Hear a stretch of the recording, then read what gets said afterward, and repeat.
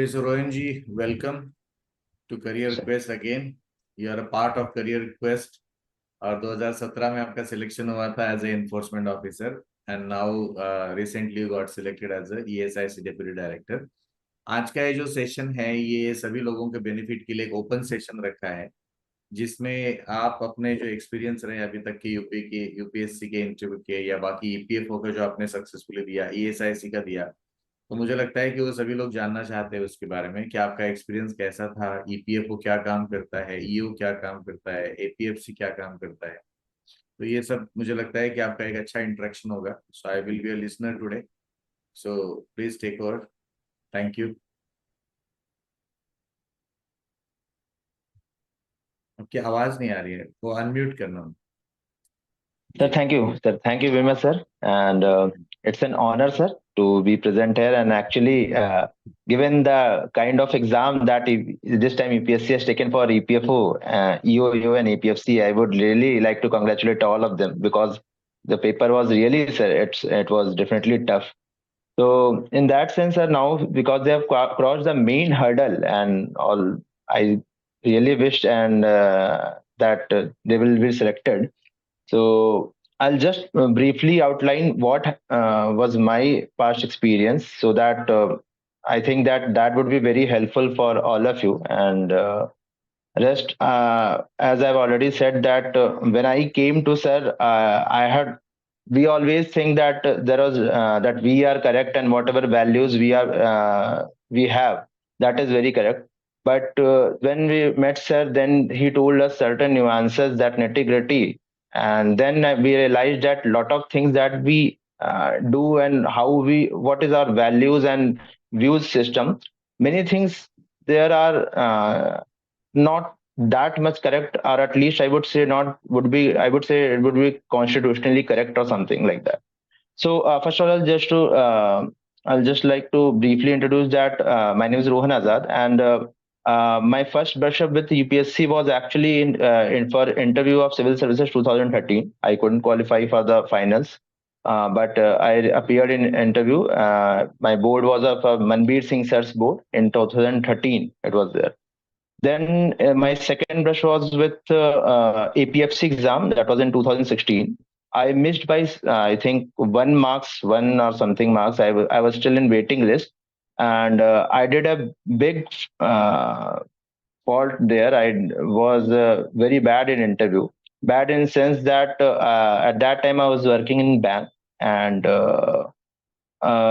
certain questions were asked to me regarding bank, and I was not able to tell them. But while telling them, I had, somehow I argued with the members of the UPSC, which is a strict no. I can definitely tell you that it is a big red flag. You should never at all argue with them. And since you are going for such a big post, that is EOO and APFC, they will definitely try to put some stress on you. What happened in my APFC interview, I would like to just briefly recount what happened. There, they asked me something regarding the name of my college. I completed my BTech from Ajay Kumar Garg Engineering College, Ghaziabad, and it was a private engineering college. When they asked me about the name of college, that who is Ajay Kumar Garg, basically, I was not having a fair idea of my college, that who exactly that person was. And they started asking me that you should know this, something like that. And at that time, I didn't have any idea of interview. I started arguing with them. And I think that was a big, strict red flag there. So in 2016, I was down with two interviews in UPSC. That was first one was civil services, second one was APFC, and in both the case, I was not selected. And then in 2017, I qualified for this EOA exam in written, and at that time, I thought that no, I somehow I have to get through this interview portion. I reached Delhi. I met Kabir sir. I joined his course. Uh, as he would be telling you, whosoever have joined, he told me lot of things. Basically, what happened that all these red flags are there, and people who are not aware of these red flags, they then tend to do that blunders which are not required in interviews. So I prepared in 2017. I got selected. At that time, my rank was 75 in EOU exam in 2016-17. And then again, I got selected in ESIC. Coincidentally, again, my rank is 75 only. So that was what happened in APFC. Now, coming to EOU, for my EOU 2016-17 and this ESIC DD, the preparation mode was like the way of preparation has always been same. I would just like to say that if any of you are working in any organization, be very thorough with your organization. Like what I did for my interview recently in ESIC, I prepared my EPFO portion very thoroughly. Mission vision statement was very much necessary. If any annual report which is being published by your previous department, you should always prepare it. That is very important by the from the point of interview. And several questions were asked from my previous organization. Before joining EPFO in 2016, I was working in Union Bank of India as probationary officer, assistant manager in Mumbai only. So my whole interview here was revolving around my bank experience. So if you have mentioned two experiences, don't think that it will be only your recent experience that would be asked. They can ask from your previous experience also. And my whole interview revolved around that bank experience only. From EPFO, they didn't ask much, but whatever they asked, that was substantive. It was not a superficial kind of thing that what EPFO does. That is very common thing, but now they're asking questions which are actually substantive.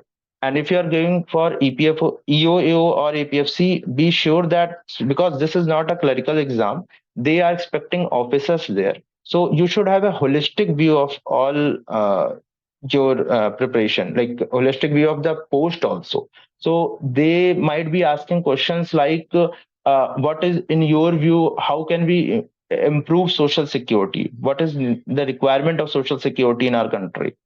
What do you think that the future of social security would be? How it should be, I would say, how it should be funded, because social security, funding of social security is also very important. We don't have that much money in our country. It is required for capital expenditure also. So we cannot put all the money in some single basket like that for social security. So here also in ESICDD, they asked me a question about NPS versus OPS, which is a very like it is a very hot topic these days. So these kind of things which are present in our newspaper, that is very, very important. Please go through newspaper every day. That to Indian Express or the Hindu was my preference, and that to Delhi edition, not our local edition. That was very much important because they asked me a lot of questions about my views regarding different topics.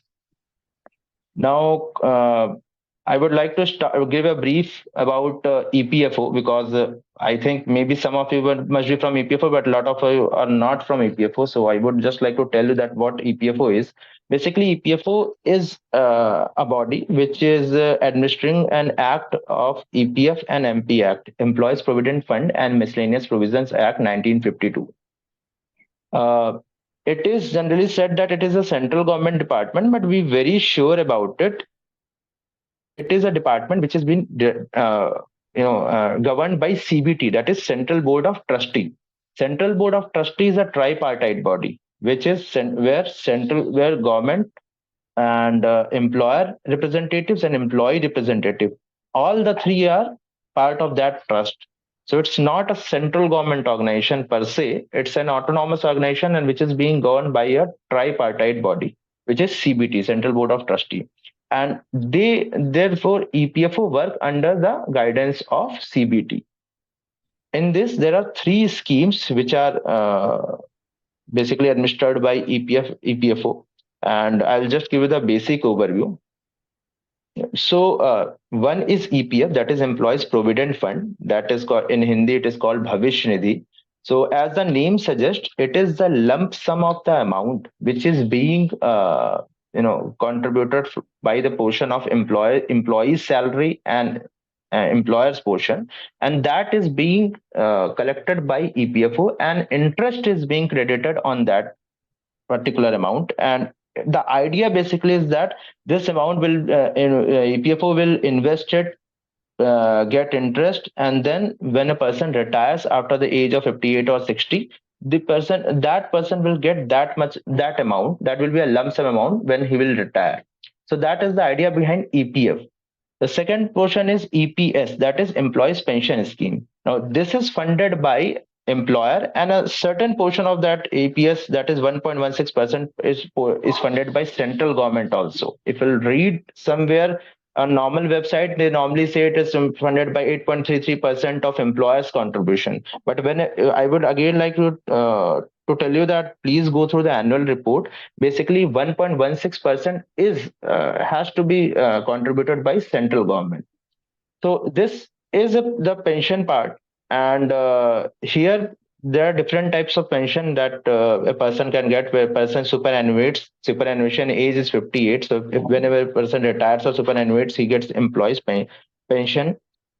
And even the good thing here is that if a person works in an establishment for 1 day, and for working out, and after that, on that day only, if that person dies because of an accident or anything, even outside the organization, then the spouse of that person will be eligible for pension for their whole life. So this is actual social security which is being provided by employee EPFO. The third scheme is Employee Deposit Linked Insurance Scheme, whereby it is totally funded by employer. 0.5% of the wages is being contributed, and if a person has worked for minimum 1 year, he or she will get minimum 2.5 lakh and maximum 7 lakh now. So these are the three schemes which is being administered by EPFO. The organization structure is something like this: CPFC, Central Provident Fund Commissioner, is the CEO, and he or she presently, it is Miss, if I remember her name correctly, Neelam Shammi Rao. Rohan ji, Sir, sir. एक दो लोगों की request ये आ रही है कि हिंदी में इसे कंटिन्यू करते तो उनको थोड़ा सा आसानी हो जाएगी समझने में. Sir, I was not sure whether South people are also there. Then अच्छा, they might not. जहाँ तक है कि सभी को हिंदी में ये Okay, है, तो जैसे अभी दो तीन लोगों ने कहा है. Sir, please. Okay, sir. और जैसे आपने मुझे कल कहा था कि क्या इसे हम क्वेश्चन आंसर के सेशन में रख लें, मतलब सर बिल्कुल सर, बिल्कुल तो सर, क्या हम बिल्कुल ऐसे सर. कर ले कि मैं आपसे कुछ क्वेश्चन करता हूँ, फिर अगर आप उसके आंसर करें तो शायद इनको और ज्यादा क्लैरिटी मिलेगी. बिल्कुल सर, बिल्कुल, because that will be more structured, because I have always been on the receiving end where I've always learned from you. You are a good communicator actually. आप बहुत अच्छा communicate करते हैं. So let us go in that way. Please, जैसे sir, कि अभी ये जो 3 स्कीम है EPFO की, तो उसे अगर हमें ब्रीफ में इंटरव्यू बोर्ड को बताना होगा कि उन्होंने कहा कि क्या है EPFO और EPFO की स्कीम्स क्या हैं, तो क्या उसे बताएंगे, मतलब किस तरीके से बताना होगा? Sir, so should I continue in Hindi only? अगर आप हिंदी में कंटिन्यू करें तो ठीक है, सर, बाकी आप हिंदी इंग्लिश दोनों कर सकते. नहीं sir, sure. Well, employees provident fund organisation 3 schemes administer करता है. That is EPF, employees provident fund, EPS, employees pension scheme, and EDLI, employees deposit link insurance scheme.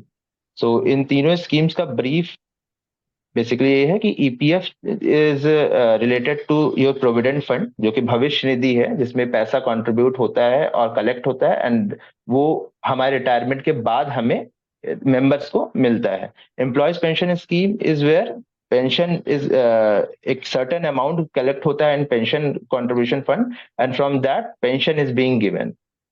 EDLI is linked insurance scheme where a person dies, जहां पे person की death हो जाती है, उस case में उसके परिवार को एक इंश्योरेंस के तौर पे कुछ पैसे मिलते हैं. ओके, जो EPFO का जैसे EO और AO की पोस्ट है, तो उसके बारे में क्या एक ऑफिशियल वर्क क्या है EO का और AO का?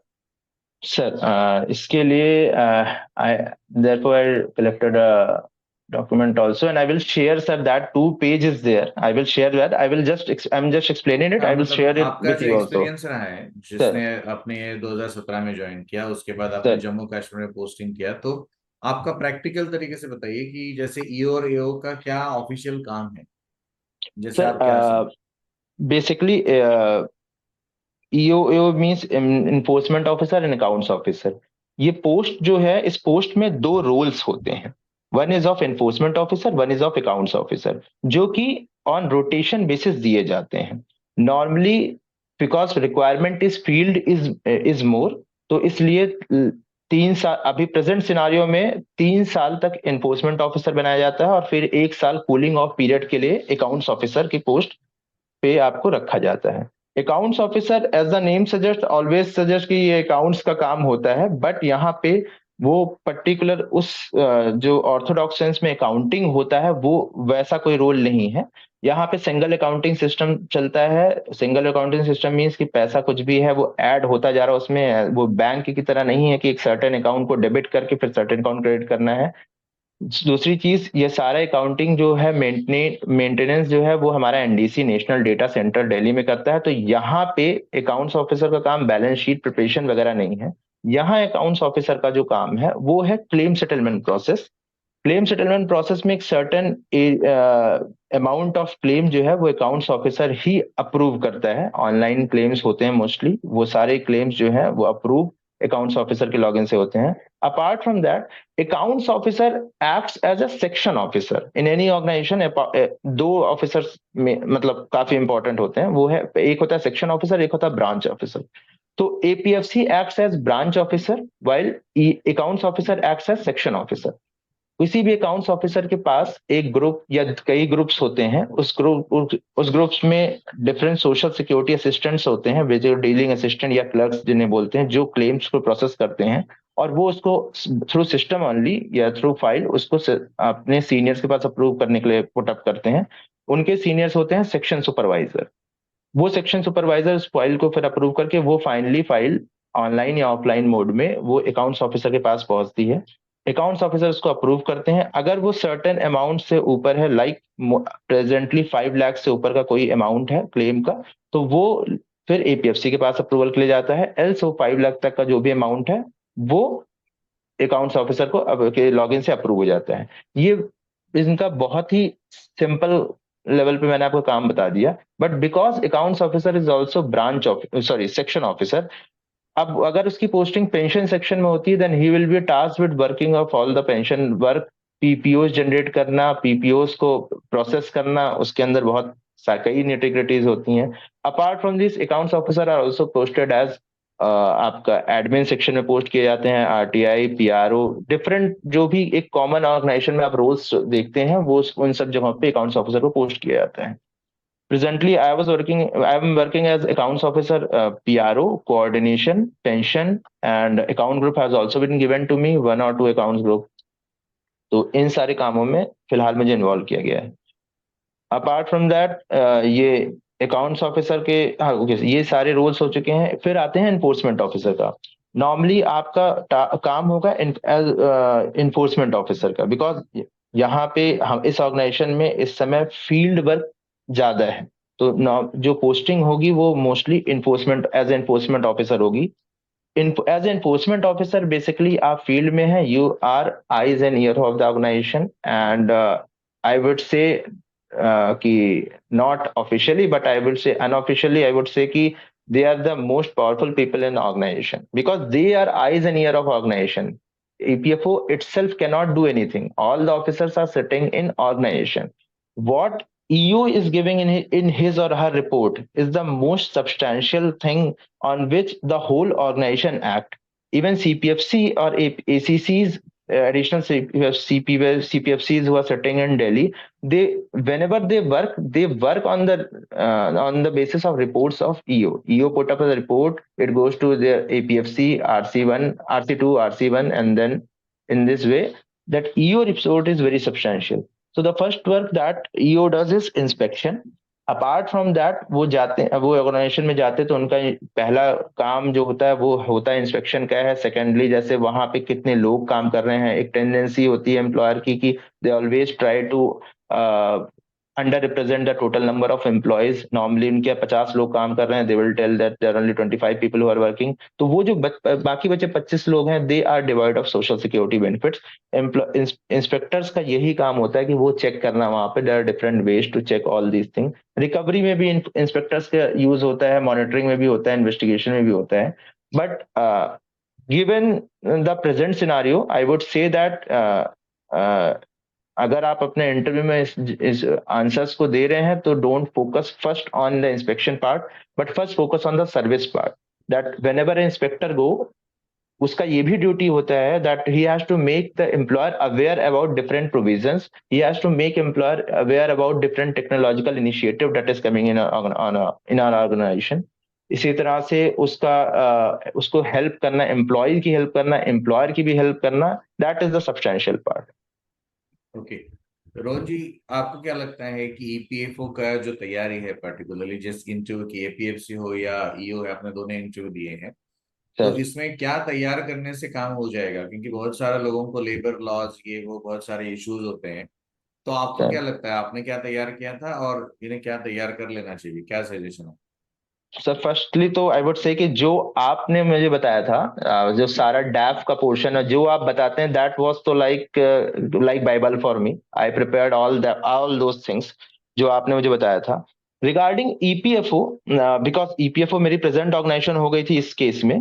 तो और जब मैं ईएसआईसी की प्रिपरेशन कर रहा था, आई प्रिपेयर्ड अबाउट ईएसआईसी। तो अगर आप लोग ईपीएफओ की प्रिपरेशन कर रहे हैं, आई वुड सजेस्ट कि मिशन एंड विजन स्टेटमेंट जरूर पढ़ लें।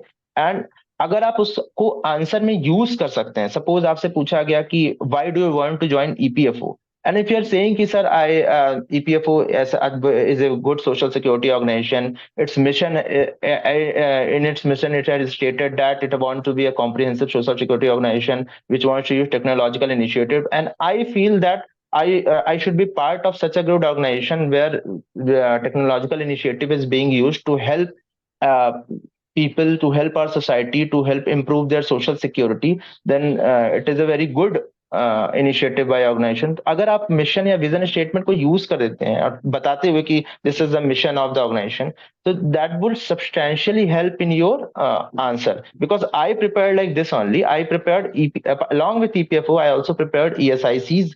बिकॉज जो मेरी प्रेजेंट ऑर्गेनाइजेशन होने वाली है अब आगे, उसकी प्रिपरेशन मैंने उनके मिशन और विजन स्टेटमेंट को प्रिपेयर किया। मैंने उनके स्कीम्स का बेनिफिट दैट टू 2 और 3 लाइंस में उनकी वेबसाइट से ही चेक कर लिया था। बहुत डीप में कुछ नहीं गया था, नो नीड टू, मतलब एटलीस्ट मैं तो उनके लॉज के निटिग्रिटी में नहीं गया, because that was not required. And plus people who are sitting there, they also don't go into that much detail. They are asking about the holistic sense कि आप आपका व्यूज क्या है। तो ईएसआईसीज के बेनिफिट मैंने देख लिए थे, आप ईपीएफओ के बेनिफिट देख लीजिए। ईपीएफओ के नए इनिशिएटिव्स हैं, लाइक प्रयास है, एक निधि आपके निकट है। ये जो नए इनिशिएटिव्स अगर आप वहां पे इन्फॉर्म करेंगे तो they will be very much happy, because I feel मैंने ये एसआईसी के न्यू इनिशिएटिव प्रिपेयर किए थे, and that will show that you are actually interested in the organization, and you are looking at the tweets, the newsletters of the organization। तो अगर जो new initiatives उनके आप देख लेंगे, स्पेशली टेक्नोलॉजिकल इनिशिएटिव्स या service related initiatives, like I would say कि एक प्रयास इनिशिएटिव है वेयर बाई ए पर्सन जो रिटायर हो रहा है जिस मंथ में, वी आर ट्राइंग कि उसका पीपीओ हम उसी मंथ में दे दें। तो every month we are making a Prayas programme, जहां पे हम उस मंथ में जितने लोग रिटायर हो रहे हैं किसी भी प्राइवेट ऑर्गेनाइजेशन में, उनको हम पीपीओ प्रोवाइड कर रहे हैं। अगर कहीं दूर है तो हमारे यहाँ से कोई पर्सन जा रहा है, एल्स हम उन्हें ऑफिस में बुला रहे हैं और वहां पे पीपीओ डिस्ट्रीब्यूट कर रहे हैं। सेकंडली, निधि आपके निकट है, वेयर बाई 2 से 3 स्टाफ जितने भी जुरिस्डिक्शन में जितने भी डिस्ट्रिक्ट्स हैं, वो उन सभी डिस्ट्रिक्ट्स में वो वहां पे जा रहे हैं और वहां पे कैंप लगा रहे हैं ऑन एवरी 27th और next working day to resolve the grievance. तो this is a very good initiative, because on a particular day पूरे इंडिया में हर एक डिस्ट्रिक्ट में 2 से 3 लोग कैंप लगा रहे हैं ईपीएफओ का for grievance resolution, which is a big thing for organisation. तो अगर if you are coming in that organisation and you are saying कि sir that is a very good initiative, ये इनिशिएटिव है, and if they ask such question that would be very helpful. So that portion was there. Role of AO, EO, and APFC, please prepare because that is also required. At least basic thing, nothing important. Annual report, if you can just go through it, halka sa, nothing, no need to remember data, anything, but just to get the holistic sense ki, uh, what is the view of organization and where do they see themselves in next 5, 10, 20 years in the Amrit Kal, where do they see themselves in 2047 tak, what is the view? Because presently, if I have to state fact, we are giving social security to around 12 crore people, while 10 to 12 crore people, one way or another, while the total number of unorganized employees are around 52 crore. So please go through that also. अच्छा, आपने दो interviews दिए, APFC का भी दिया था पहले और सर, फिर ईओ का दिया था, तो सर, आपको क्या याद अगर हो तो दोनों में डिफरेंस क्या दिखा आपको? sir, in APFC, they are less concerned about facts or data, but more concerned about what is your view and how do you view the policies of organization. Means they are not asking, or even if they are asking, suppose they ask ki how many employees or how many unorganized worker are present in our country. If I was not able to tell them that data, they were not that much concerned about it, but they were much more interested in my views regarding how can we improve this social security.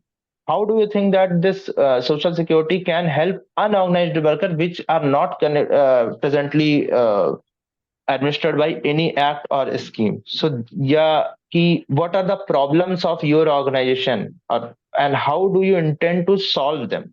So they were venturing into that kind of area. In EPFO, EOO, sir, इतना stress इन सब चीजों पे नहीं था, but at the same time, yes, they were trying to venture into this area also, and I told some answers which were appropriate as per your training. So sir, अगर आई think कि sir वैसा कुछ preparation हो जाए लोगों का जिसमें कि they also think about some hypothetical question and then try to answer them, so that would be very much helpful for them sir. अच्छा, आपस में आपने डिस्कशन वगैरह किया था जो कैंडिडेट है आपके साथ में और जो तैयारी कर रहे थे उस समय, सर, तो ऐसा सर, डिस्कशन वगैरह आपने किया था? सर, मैं almost I was in two almost three different groups. One was all of them was of my colleagues. One was of South, all the colleagues of South India. South India से sir 3-4 लोग थे which are also my friend. Then one यही local office में हमारा जो 2-3 लोगों का group था, एंड देन एक और ग्रुप यहाँ पे था. तो टोटल 2-3 ग्रुप से हम टाइम मैनेज कर लेते थे. कभी हम ऑफिस में हमें टाइम मिलता था तो हम वहां से कर लेते थे, एल्स एवरी डे इवनिंग में 6 से 7 एक ग्रुप के साथ, एक ग्रुप के साथ 9 से 10 के बीच में we were having discussions, we were preparing question. ज्यादा इजी हमें ये पड़ता सर कि हमने एक ग्रुप बना लिया था जिसमें 4-5 लोग होते थे. We would post question in morning, सुबह से लेके दोपहर शाम तक जब तक हम ऑफिस में होते थे. We will try to think hypothetical question and that too good quality questions about organization, what can be asked, and then we would post those questions, and in evening we would discuss along with answers. अच्छा, ये And आपने ESIC के लिए किया था? Sir yes, ये ऐसे अच्छा, के किया था सर. ईपीएफओ का जब इंटरव्यू दिया था उसमें आपने ऐसा कुछ किया था? ईपीएफओ के इंटरव्यू में सर वहां पे दिल्ली में ही मेरे 2-3 फ्रेंड थे, तो हम सामने मिल के ही यही काम कर लेते थे. But at that time EPFO का हमें बेसिक ही नॉलेज था, बहुत ज्यादा अंदर डीप नॉलेज हमने नहीं लिया था, बेसिक नॉलेज ही दिया था हमने. ओके. अच्छा, जो दूसरा ये है कि जैसे एपीएफसी की अगर हम बात करेंगे तो एज ए एपीएफसी ईओ एओ कैसा करियर है? मतलब जैसे सभी लोग सिविल सर्विसेज की तैयारी कर रहे होते, ज्यादातर लोग सिविल सर, सर्विसेज की तैयारी कर रहे होते, तो उनमें क्या लगता है, क्योंकि ये क्वेश्चंस बार बार पूछते हैं मुझे क्लास में कि सर, कैसा करियर है, तो मुझे लगता है आप अच्छे से उसको बता पाएंगे. सर, आई वुड से कि career for APFC is very good, for EO it is good. मैं अपना अगर करियर बता दूं आपको तो when I joined as level 8, that is 4800 grade pay. After 4 year we were promoted to level 9, that is 5400 grade pay हमें मिल जाता है. From level 9 to 10, this is a like a persistent problem in all central government department where level 9 से 10 थोड़ा सा issue रहता है हमेशा. But with in 4 year you will be getting level 9. और लेवल 9 में पहुंचते ही मतलब आपको बेनिफिट्स तो मिल ही रहे हैं. Salary is no doubt very good for APFC. The job is very good because उनके promotions are regular. APFC to RC2 they become in 4 to 5 years. From RC2 to RC1 again in 4 to 5 years. RC1 means basically you'll be the office in charge of a place, which is a very powerful position. And from there आप additional CPFC बनेंगे, ACC HQs बनेंगे. So APFC का तो promotion का कोई issue ही नहीं है. In EPFO, EOO again because a big batch is coming now. Cadre restructuring is also in talks. शायद cadre restructuring भी हो. अगर कुछ नहीं भी होता है तो the present scenario is that within joining after joining within 4 years, I mean just after completion of 4 years, you will be definitely be given 5400 grade पे. So level 9 पे तो आप after 4 years you will be there because I have been granted level 9 और इसके बाद भी जिनको है वो सभी को level 9 मिल जाएगा.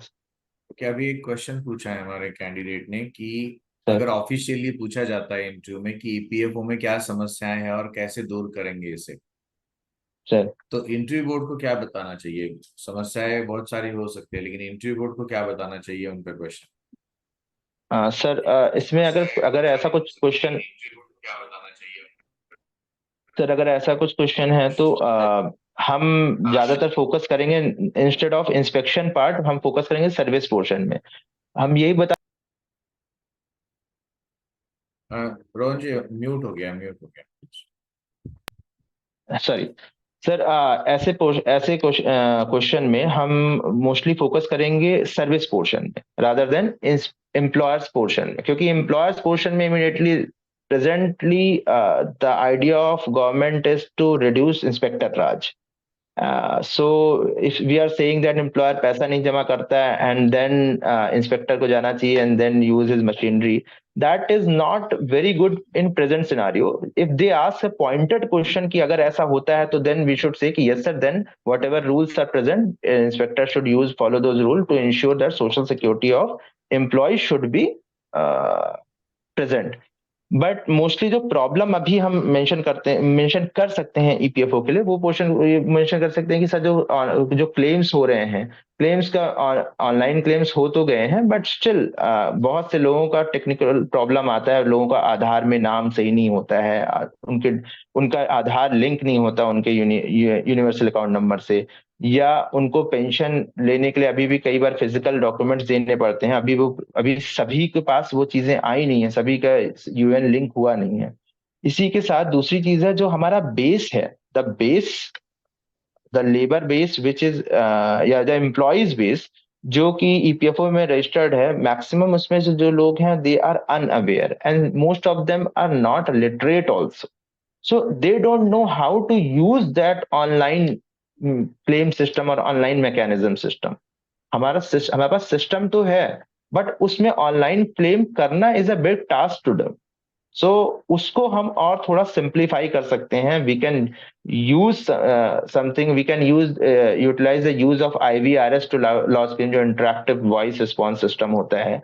We can increase the number of district offices so that people, because there are like 10 or 11 districts are covered in one regional offices many times. तो वो उन 10 डिस्ट्रिक्ट्स के लोगों को एक रीजनल ऑफिस में आने के लिए बहुत सारा पैसा भी खर्च करना पड़ता है, उनके लिए आना भी टफ होता है. They are old age people, they are in private job, तो वहां से निकलना भी डिफिकल्ट होता है. तो ऐसे केस में ये डिफरेंट सॉल्यूशंस हैं कि डिस्ट्रिक्ट ऑफिसेस ओपन किए जा सकते हैं. हम अपने क्लेम सिस्टम को और इजी कर सकते हैं इतना, बिकॉज क्लेम सिस्टम को ऑपरेट करना भी थोड़ा सा टफ होता है. ये प्रॉब्लम्स बताई जा सकती हैं और इसको छोड़ के बाकी सारी प्रॉब्लम्स तो I would not suggest because वो सही नहीं है. अच्छा, एक कैंडिडेट हमारे रोहित है, उनका क्वेश्चन है कि ईपीएफओ का रोल अनऑर्गेनाइज सेक्टर के लिए क्या हो सकता है आने वाले समय? Sir this is really nice question because अगर सोशल सिक्योरिटी कोड पढ़ा जाए तो उस केस में सोशल सिक्योरिटी कोड में जो प्रेजेंट कोड है उसमें ये जिक्र किया गया है कि अनऑर्गेनाइज सेक्टर के लिए भी एक स्कीम बनाई जाएगी. Presently I would just say कि ईपीएफओ का रोल तो डेफिनेटली बड़ा होगा ही इसमें, because EPFO is a organisation which is presently dealing with around 19 lakh crore of asset under management. तो इतने बड़े ऑर्गेनाइजेशन को डेफिनेटली हैंड होल्डिंग तो करनी ही पड़ेगी. बिकॉज ऑफिशियली कोई चीज अभी आया नहीं है, तो इस बारे में मैं सिर्फ यही बोलूंगा कि अगर मुझसे क्वेश्चन पूछा जाता तो what I would have responded that sir, presently ministry of labour has started e Shram portal where where registration of unorganised worker is being done. वहां पे रजिस्ट्रेशन हो रहा है and around 50% of registration, that means around 25 to 30 crore of registration has already been done. And उसमें skill management, skill mapping भी की जा रही है, whereby person who is registering there उसकी स्किल मैपिंग भी की जा रही है, so that in future employer can easily connect with those employees with particular skills. Presently ऐसा कोई स्कीम नहीं आई है, बट सोशल सिक्योरिटी कोड में स्कीम्स का मेंशन है and government will definitely bring a scheme for unorganised worker, और उसमें ई Shram portal पे जो डेटाबेस है उसका हेल्प लिया जाएगा। As of now this is the official info, तो इससे ज्यादा तो कहना वहां पे फिजिबल नहीं होगा। इसको छोड़ के ईपीएफओ डायरेक्टली तो नहीं, but yes PM SYM is there, Pradhanmantri Shram Yogi Maandhan योजना, एंड इसी तरह एनपी पीएम, दो दो या तीन इसी तरह से रिलेटेड और भी योजनाएं हैं। ये अनऑर्गेनाइज्ड वर्कर्स के लिए ही है, प्रधानमंत्री श्रम योगी मानधन योजना। तो फिलहाल हम इसका मेंशन कर सकते हैं, it's not directly connected to EPFO, but APFO के enforcement officers were mobilized to get people from unorganized worker, unorganized sector to join PMSIM. अच्छा, That एक would be my answer. बहुत लोगों का एक कंसर्न है कि लेबर लॉज कितने पढ़ लेने चाहिए। जैसे एक कैंडिडेट थे, उन्होंने बहुत सारे लेबर लॉज पढ़कर उसके बहुत नोट्स बनाए थे और ये सब, तो क्या आपको क्या लगता है इन्हें Sir, लेबर लॉ के? that is not required, sir. That would be required in assistant labor commissioner exam. It is not required at all here. मतलब आई डोंट थिंक इसमें लेबर लॉस का कोई यूज होगा, they are not going to. आपका एक अपना act है, आपका definition of pay, definition of wages in EPFO is different from definition of wages in minimum wages act. So there is no you presently in Social Security Code. It has been unified. That was one of the reason for bringing Social Security Code, because definition of wages he different थी हर जगह पे. But presently I don't think कि आपको कोई और labor law पढ़ने की जरूरत है, because the moment you start citing any other labor law there, they, and suppose that person who is sitting in interview, he is like he has read lot of labor laws, he will start asking question in that labor law, and there is no point in doing that thing, because इसका कोई भी जरूरत नहीं sir. यहाँ पे labour law की कोई जरूरत नहीं है, आपका अपना एक एक्ट है, हमें एक्शन उस एक्ट के हिसाब से लेना होता है, हमें दूसरे लेबर लॉ से कोई खास मतलब नहीं होता है। ओके, अभी एक और एक क्वेश्चन है कि आप जैसे ईपीएफओ में ऑलरेडी काम कर रहे हैं और आपका अभी सिलेक्शन डेप्यूटी डायरेक्टर हो गया ईएसआईसी में, तो दोनों ऑर्गेनाइजेशन में फर्क क्या देखते हो आप? इसको मैं सर इसको मैं रिफ्रेम कर दूंगा, जो क्वेश्चन आपने भी पूछा था और जो क्वेश्चन पूछा भी गया था इंटरव्यू में, कि we are already in ESIC, why do you want to, sorry, in EPFO, why do you want to join ESIC, और how ESIC, why you are switching from EPFO to ESIC. इसमें sir मैं यही बोलूंगा कि ESIC is dealing in different aspect of the social security sector from EPFO. EPFO is working in a sector where cash benefits are important, and that is very important. They are mostly dealing in cash benefits. अगर PF हो या pension हो या employ deposit link insurance हो, all that are related to cash benefit. ESIC is dealing partially with cash benefit, but mostly it is dealing with the hospitalization or medical benefit. Unmute unmute mute हो गया, mute हो गया, mute. But here I am dealing with ESIC. In ESIC it is dealing with another social medical benefit sector. So इसलिए मैंने ESIC को choose करना चुना. Plus apart from this, for me ESIC was giving me a kind of career progression, because I was going from group B to group A, or level 8 to level 10. So that was also a reason for being for joining ESIC. Apart from that, both the organization are working for social security, and both are equally good organization. अच्छा, EPFO महिलाओं के लिए कुछ अलग कर रहा है, मतलब उसके लिए कुछ अलग प्रोविजंस है? ये क्वेश्चन प्रीति का है। अच्छा, मतलब सर इसमें मैं बस ये जानना चाहूंगा कि आप एम्प्लॉय साइड से पूछ रहे हैं, या सर जो पर्सन ज्वाइन कर रहा है उनके लिए पूछा जा रहा है क्वेश्चन? जैसे उनका ये है कि अगर इंटरव्यू में पूछा जाएगा कि क्या ईपीएफओ महिलाओं के लिए कुछ अलग से कर रहा है या किया है, तो उसका कोई आंसर होगा अलग से। नहीं सर, ईपीएफओ महिलाओं के लिए एज सच कोई अलग से कुछ नहीं किया। उन्होंने विमेन हेल्प डेस्क एक ओपन किया है, जो कि किसी भी रीजनल ऑफिस में एक अलग से विमेन हेल्प डेस्क बनाया जाता है। वो एक इनिशिएटिव है। Apart from that we have very good enforcement officer, my friends who are working, who are women, who are very good enforcement officers. So, though having an enforcement officer who is women, it also shows that we have that much of confidence कि हम जब कुछ employers भी women ही होती हैं। तो अगर कोई एक विमेन इन्फोर्समेंट ऑफिसर एक वहां विमेन एम्प्लॉयर के पास जा रहा है, तो that will also be a confidence building measure for that employer also. तो वो भी है, बट ऐसा कोई ऑफिशियल जो हेल्प है, ऑफिशियल स्टेप्स है, उसमें सिर्फ विमेन हेल्प डेस्क ही है। अपार्ट फ्रॉम दैट और कुछ नहीं है। But again, this organization, I think, I would say that it is blessed to be, right now, it is being flanked on the topmost post by two very able women. Our Labor Secretary is Ms. Aarti Ahuja, and our CPFC, Central Provident Fund Commissioner, is Ms. Neelam Chammi Rao. So both of them have been a very good IS, and they are women, and in their guidance, our organization is going on a very good path. So that is all I can say, sir. अच्छा, again दोबारा question है ये सत्य Yeah, का कि sir. APFC के functions अगर पूछेंगे तो क्या बताना चाहिए? सर, एपीएफसी शुरुआत ही यहाँ से करनी चाहिए सर, कि APFC acts as a branch officer and now APFC के दो रोल्स हैं। एक तो ये वो हेड ऑफिस या जोनल ऑफिस में होता है, which is I would say staff office, और एक होता है field office. Field office means regional office.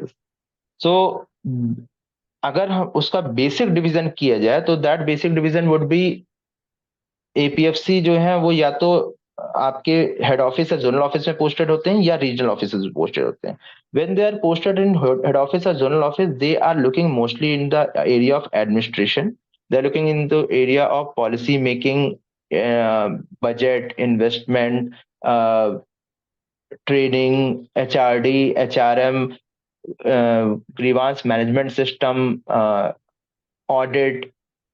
All these things are being dealt on zonal और head office level. तो वो एपीएफसी वहां पे डील कर रहे हैं। एपीएफसी के साथ उनको they work under supervision of some ACC, HQs और RC. in field offices, APFC has vast power. They have power of, they are called authorized officer, where they are the ones under whom proceedings takes place. तो जो भी inspection is being done by inspectors, but जो proceedings होती हैं, जो inspector acts as the assistant public prosecutor for this our organization EPFO, and employer represent themselves or through their lawyer, and they argue in front of each other, and the authorized officer there is APFC, Assistant Provident Fund Commissioner. So he basically acts as quasi-judicial authority. Whatever proceeding takes place, they take place in front of APFC. Any order which is being drawn or which is being made from the organization, that is being made from APFC or above. So सारी जो cases file हो रहे हैं, suppose किसी का case file हुआ, there are cases under different sections, वो case के ऊपर जो ऑर्डर आता है, that order is being made by APFC, जो कि itself becomes a quasi judicial authority, and then they write a judgement कि इंस्पेक्टर ने ये बोला, सपोज इंस्पेक्टर इज टेलिंग कि नहीं हम वहां गए, देयर वर 30 पीपल, एम्प्लॉयर ने आके बोला नहीं वो 10% मेरे नहीं थे, मेरे से 20 पीपल थे, तो उनके डॉक्यूमेंट्स आते हैं, उसके बेसिस पे एपीएफसी जज करता है, he becomes a quasi-judicial authority, and on the basis of principle of natural justice and other documents and whatever proofs are there, उसके बेसिस पे वो फाइनल जजमेंट देते हैं, and that order is created, वो order बनकर आता है, और वो ऑर्डर ई कोड पर वहां पे अपलोड किया जाता है। तो एपीएफसी का मेजर रोल ये है। Apart from that, all the area where branch officers work, like administration and आपका अकाउंट सेक्शन, इन सभी केसेस में जो टॉप मोस्ट अथॉरिटी होती है, that is APFC only. APFC के पास तक फाइनल जो है क्लेम सेटलमेंट और बाकी सारी चीजें हो जाती हैं। Very rare anything is there जहाँ पे बहुत substantive interpretation of act scheme चाहिए होता है या जजमेंट वो चाहिए होता है, that file only goes to regional commissioner. Else सारी चीजें टिल एपीएफसी डील हो जाती है, APFC is the head of that branch. Accounts हो या पेंशन हो या कैश हो, एनीथिंग इज देयर, वो सारी। अच्छा, जैसे अभी ये सभी लोग तैयारी कर रहे हैं इंटरव्यू की, तो मुझे लगता है सर कि हमें एक सेशन इनके सिलेक्शन के बाद भी रख लेना चाहिए आपका, ताकि इन्हें पता चले कि प्रैक्टिकली कैसे काम करना है और क्या करना चाहिए। लेकिन सर मैं बिल्कुल। एक क्वेश्चन पूछना चाहता हूँ कि अगर आपको जितने क्वेश्चंस याद हो, जैसे आपने एपीएफसी दिया था, ईओ दिया था, तो उसमें सर उन्होंने इंटरव्यू बोर्ड ने क्या क्या क्वेश्चन पूछे थे, या तो आपको या आपके फ्रेंड्स को जिनका सिलेक्शन हुआ है, तो कुछ अगर याद हो तो आप शेयर करना चाहेंगे? हाँ sir, because most of the question, काफी क्वेश्चन जो मुझे याद है वो डैफ रिलेटेड थे, तो आई डोंट थिंक कि वो उनके हेल्प हो पाएगी। सपोज मेरे पास नॉवेल रीडिंग मेरी हॉबी थी, या मैं किस कॉलेज से था, मैंने आप लोग नहीं, को आप बताया बता दीजिए, जैसे जितने याद आ रहे हैं ना वो आप बता दीजिए, इन्हें हेल्प सर हो सकती है क्योंकि सेम चीजें सर हैं। लाइक बिकॉज अब एपीएफसी का सर बहुत सारे की चीजें तो नहीं आती, जो क्वेश्चंस के आंसर मैंने बता दिए थे वो तो मुझे ध्यान नहीं है। यस आई रिमेम्बर, हाँ एक क्वेश्चन ये था कि उन्होंने, मेरी हॉबी नॉवेल रीडिंग है, मैंने उस समय उनसे बोला था कि sir I presently I am reading non fiction novel the theory of everything. तो उन्होंने उसमें मुझसे पूछा था कि I think that person was well read with that book. He asked me ki what is singularity. So I told him ki what is singularity. But this was novel related question. APFC में what I remember distinctly, जो कि मैंने शुरू में भी बताया है, मेरे कॉलेज का नाम अजय कुमार गर्ग इंजीनियरिंग कॉलेज था। उन्होंने मुझसे पूछा कि what, who is Ajay Kumar Garg. मुझे फेयर आइडिया नहीं था, I was not having fair idea कि who was Ajay Kumar Garg at that time. मैंने उन्हें कुछ चीजें कुछ बताया, but that was not appropriate and that was not convincing also. So on that way, that case, they immediately said, the chairman of the interview then said कि I don't remember his name, but he said कि अरे ऐसा कैसे है तुम कोई तो होगा। मैंने कहा sir he was some person on who, it was not a convincing answer I remember। तो उन्होंने मुझसे ये कहा कि नहीं, दिस इज नॉट पॉसिबल, आपको पता नहीं होगा, वो तो कोई बड़े आदमी होंगे, आपको बिल्कुल पता नहीं है। And at that time I started a little bit of argument which was not very good। And that again मैं यही कह रहा हूँ कि this is a major red flag, never argue there, never at all. in EPFO, it was good interview. It was my board chairman was Shri Deepak Gupta, who was UPSC ex UPSC chairman। उन्होंने मुझसे EPFO related questions कुछ पूछे थे। There was one lady also जो कि EPFO से ही थी, I guess EPFO से थी। उन्होंने मुझसे क्वेश्चन पूछा था जिसका आंसर मैं उस समय नहीं दे पाया था, जो मुझे बाद में रियलाइज हुआ। अब मुझे well preparing for ESIC I realised कि उन्होंने मुझसे पूछा क्या था। उन्होंने मुझसे ईपीएफओ के बारे में पूछा, उन्होंने मुझसे पूछा कि कंट्रीब्यूशन क्या होता है, इसमें कंट्रीब्यूशन क्या होता है। आई टोल्ड देम कि मैम 12% होता है, 8.33% होता है पेंशन में, ईडीएलआई में ये होता है।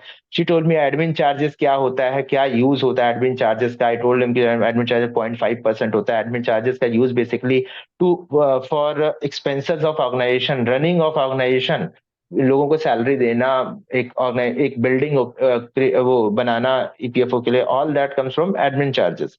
देन शी सेड कि स्कीम्स के बारे में उन्होंने मुझसे पूछा। मैंने दो दो लाइन में उनको स्कीम्स बताई जो मैंने आज आप लोगों से बताई हैं। When I came to employee deposit link insurance scheme, she said कि क्या do you know about any other insurance scheme which is being provided by ministry of labour. मुझे नहीं पता था, मुझे सिर्फ, मैंने कहा कि मैम मुझे यही पता है। उन्होंने कहा कि नहीं, just try to remember, it is not link with EPFO, but I couldn't. So I guess उनका शायद mean, she was meaning to ask me something from ESIC. She wanted the word ESIC from me. I couldn't tell at that time, but now I know, and that is what I'm suggesting you, that while you're preparing for EPFO, prepare a little bit, at least a basic idea about ESIC and Ministry of Labor also। और ministry of labour also, उनकी website पे उन्होंने different schemes दी हुई हैं। तो because ministry of labour oversee all this things, तो थोड़ा थोड़ा at least one page if you are prepared ना, तो that would be very helpful. Because at that time she asked me something about insurance and I didn't know. मैंने उनसे बोला था sorry ma'am I don't know. But अभी वो मुझे जब when I was preparing for ESIC, then I realise क्योंकि this was the answer. for that question. तो EPFO का मुझे यही याद है. Apart from this, in EPFO, I think the only thing that I remember, because I was confident, I was sitting there confidently. जो भी मुझे नहीं आ रहा था, I was politely saying कि sorry sir, I don't know. और but मैं काफी क्वेश्चन बता दिए थे प्रेजेंटली, और कोई क्वेश्चन तो मुझे फिलहाल याद नहीं आ रहा है. फिर हम अगर ESIC के एंट्री की बात करें तो ये मुझे याद है. यहाँ पे मैं गया था, यहाँ पे मेरा बोर्ड में जो चेयरमैन थे वो डॉक्टर के पॉल सर थे, who has a very distinguished career. He has been governor to 3 or 4 state, and I think last one was Uttarakhand के गवर्नर रहे हैं वो. उन्होंने मुझसे पूछा कि first of all meaning of my name, that was Rohan, उसका मीनिंग पूछा. एंड सेकेंडली उन्होंने मुझसे NPS वर्सेस OPS पूछा था, that new pension scheme and old pension scheme में डिफरेंस. वो मैंने उन्हें बताया था. I also use a very good line from Hindu, the Hindu, कहीं मैं पढ़ रहा था, and I think that was a definitive changing like definite factor, because after hearing that line only, he smiled somehow. So the line I used there, मैंने जो कि हिंदू में पढ़ा था, it was a very good editorial, that we should not shift the burden of present generation to future generation, जो कि old pension scheme का part है. बिकॉज ओल्ड पेंशन स्कीम में कोई कॉन्ट्रीब्यूशन नहीं होता, but it is being funded by the revenue. So that is what I used. Then he started asking question about this thing only. Why should we not focus? Why should we not do this? What are the benefits of NPS? NPS क्यों नहीं चाहिए? उनका एक और question था कि why different states are moving toward old pension scheme? What do you think whether it is right or wrong? तो इस पे तो व्यूज थे, मैंने अपने व्यूज वहां पे उनको बता दिए थे. माय व्यूज तो was that the new pension scheme is good and we should not transfer the burden of present generation to future generation. Apart from this, he asked me question from novel again. I told him that I read normal novels like Harry Potter and this thing, and he then said कि अरे तुम 10 साल के बच्चे आजकल Harry Potter पढ़ते हैं, you are reading those novel. I politely said कि sir, I read for my own happiness and to get happiness from it, and I like this fiction novel and it relaxes me. इतनी चीजें बोल के that his portion was over. The second member was and because I have worked earlier, I have worked in bank and then I worked in EPFO, TBFO के तो the second member was asking me question from bank only. उन्होंने bank के बारे में पहले पूछा कि in which bank you are working, bank का एमालगमेशन क्यों हुआ, बैंक आपके जिस बैंक में जॉब करते थे उसका एमालगमेट, उसमें कौन कौन से बैंक एमालगमेट हुए, why, which committee was there, that was Narasimhan committee की रिपोर्ट थी, जिसके अगर आप लोग में से कोई बैंक में होगा तो उसको याद होगा. नरसिम्हन कमेटी की रिपोर्ट थी जिसमें उन्होंने बोला था कि we should have 2 to 3 global level bank, उसके बाद 8 से 9 हमारे पास नेशनल लेवल बैंक होने चाहिए. तो वो मैंने उनको कोट किया. उन्होंने मेरे अपने पर्सनल वो यूनियन बैंक का जिसमें मैं जॉब करता था वहां का NPA पूछा. उन्होंने NPA रिजोल्यूशन, NPA का रीजंस पूछा. इसके बाद ही केम टू EPFO. इन्होंने मुझसे EPFO और ESIC के बीच में बोला कि ऑर्गेनाइजेशनल स्ट्रक्चर में क्या सिमिलैरिटीज हैं, क्या डिफरेंसेस हैं. तो organisational structure I would suggest कि आप एक बार देख लें, हमारी वेबसाइट पर प्रेजेंट है. CPFC होते हैं, CBT होता है, वो सारे ऑर्गेनाइजेशनल स्ट्रक्चर्स आप देख लें. इसको छोड़कर आई डोंट रिमेम्बर कि और कोई क्वेश्चन मुझे उन्होंने पूछा था. At least I can not remember right now. Then we moved on to third member, who was a lady. She asked me question about BSE versus MCX and Sensex. A day earlier, एक Sensex जो है उसमें वो news थी कि Sensex बहुत ऊपर चला गया है. She asked me about MCX versus Sensex कि what is the difference between both two. मैंने MCX का फुल फॉर्म बता दिया था, but I was not very sure about MCX. मैंने उनसे then she asked me a follow up question कि MCX में कौन सी कमोडिटी होती हैं. आई सिंपली सेड कि sorry ma'am, I don't no. इसके बाद उन्होंने मुझसे CPI WPI के बीच में डिफरेंस पूछा था. और बाकी उन्होंने she asked me a very different question. She said कि tell me the name of some human centric ministries in our organization. So first one I said, smiling, that ma'am, first one would be my own ministry, that is Ministry of Labor.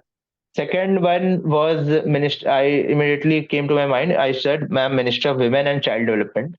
And I think that was also a turning factor. Being a lady, she thought that my second answer was Ministry of Women and Child Development. She smiled there because I think that that was having a very good impression. कि नहीं ये सही है.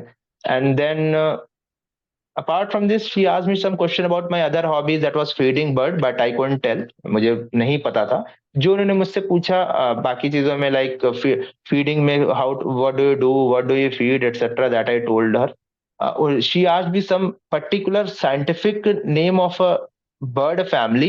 उन्होंने मुझे पूछा कि do you know about this bird family? I said कि sorry ma'am, I don't know.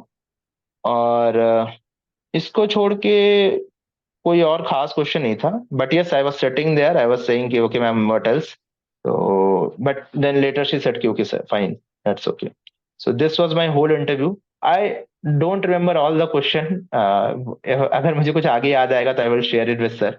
But these were the substantive question. एक क्वेश्चन मैं पूछना चाह रहा हूँ क्योंकि जो इंटरव्यू की क्लास है या जो हम लोग करियर क्वेस्ट में जो क्लासेस करते हैं, आपने 2 बार अटेंड किया. ईपीएफओ के लिए किया था, फिर ईएसआईसी के लिए किया था.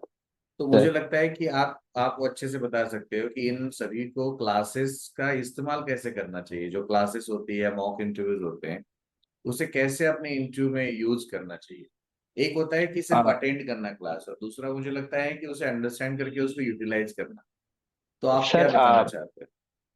सर उसमें तो मैं ये कहूंगा, पहली चीज जो एटलीस्ट मैं आई डोंट थिंक दैट, मैं तो ये कहूंगा कि I am not competent to suggest anything to anyone. But what I did, I would share with you people. You can take whatever you find it right. तो मैंने क्या किया था, बिकॉज मैंने आपको बता ही रखा कि मेरी ईपीएफसी के इंटरव्यू में मुझसे एक मेजर लैप्स हुआ था.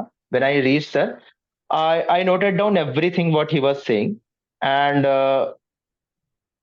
मतलब व्हाट आई फेल्ट कि हमारे अंदर ना बहुत से बायसेस होते हैं from our childhood. What our parents tell, what our teachers tell, they also have their own biases. They वो maybe our parents are saying whatever they are saying, वो 90% चीजें सही होती हैं, but 10% they also have biases and they those thing accumulates in us also. What we need to do, we have to find out कि what is correct and what is not. Several times हम कई बार चीजें ऐसी बोल जाते हैं normal language में जो हमें नहीं बोलनी चाहिए. और हम क्योंकि हम वो बचपन से उस एनवायरनमेंट में जी रहे होते हैं जहां पे वो चीजें was very normal. In Delhi, if I remember correctly, there was very racist term that was being used for Northeast people. That was very much common in the language. Ki people there at that time, at least 10 years back, they never realized that this is very racist. But that is what we have to filter out in interview. तो पहली चीज तो मैं ये करता था कि everyday I used to read newspaper. That was very important. Secondly, जो सर ने जो बताया था, I noted it down. And from that day, from the very first day, I started inculcating in that in my own personality. जब मैं office में जा रहा था, लोगों से बात कर रहा था, जब मैं कहीं पे भी किसी से बात कर रहा था, I was trying to use parliamentary terms. I was trying to use very appropriate terms. कहीं पे भी हाइपोथेटिकल सिनारियो में मैं वेंचर करने की कोशिश नहीं कर रहा था, at least till interview. Not venturing into hypothetical, ऐसा हो सकता है, वैसा हो सकता है, no. Because interview are fact. Like interview जब हम बैठते हैं तो हमें ये आंसर नहीं देना होता कि सर मे बी ऐसा होगा. ना, not may be. We have to say कि sir this is what I know, this is the fact and this is the my knowledge, this is what I know. अगर कुछ और होगा तो sorry sir, I don't know. तो इसीलिए sir ने जो हमें बताया था, हमने वही प्रिपरेशन किया था, उस हिसाब से प्रिपरेशन किया था. Newspaper I was reading daily. I was also trying to see कि कहाँ पे मेरी बातचीत में कॉन्फ्लिक्ट आ रहा है. किसी भी मेरे कलीग से भी अगर कॉन्फ्लिक्ट आ रहा है तो at least at that time I, normally हमारी टेंडेंसी होती है when we are arguing with our colleague कि we have to prove our self right. और कई बार हम सही होते हैं, वो गलत हो रहा होता है. But while I was preparing for interview, whenever such kind of situation arose, I would simply say कि see I feel like this, but may be you are right, I will look into this afterward. मैंने ये habit अपने colleagues के साथ ही कर ली थी. अब मुझे पता होता था कि वो गलत थे, बट बिकॉज हम एक, we are not a electrical switch की एक दिन ऑफ कर लिया एक दिन ऑन कर लिया. हमें पहले से वो हैबिट इनकलकेट करनी थी. तो an interview was much more important. तो this was what I was doing. मेरा मेजर पोर्शन था कि I argued with that person, तो आई मेड श्योर कि इसके बाद मैं कभी आर्ग्यू मत ना करूं। तो I used very polite language. जो सर ने बताया था उस हिसाब से हम पढ़ रहे थे, न्यूज़पेपर हमने पढ़ा every day. That 360 degree analysis जो सर ने हमें बताया था, दैट अगर आप अपना डैप देख रहे हैं तो डैप में name, meaning of name, your date of birth, उस दिन कुछ बहुत इंपॉर्टेंट प्रिपेयर हुआ हो तो वो आप बताइए। One of my friend he went to interview on 11th of June, 11th of July, इस आईसी में 11th ऑफ जुलाई को पॉपुलेशन डे था। उस लड़के से क्वेश्चन पूछ लिया, उसी से पूछा, एंड ही टोल्ड मी कि पॉपुलेशन डे है, I will prepare my population day. उससे क्वेश्चन पूछ लिया पॉपुलेशन डे का, he told the right answer.